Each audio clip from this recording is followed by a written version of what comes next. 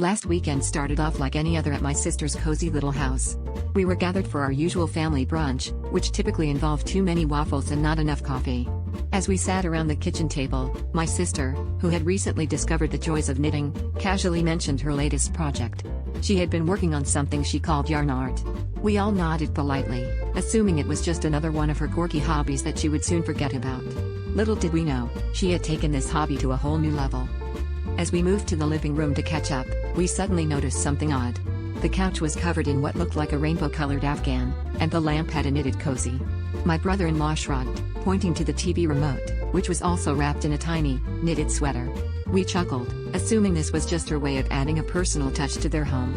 But when I saw the cat prancing around in a custom-fit sweater with pom-poms and the dog peeking out from under a multicolored blanket, I realized we were witnessing the aftermath of a full-blown yarn bombing.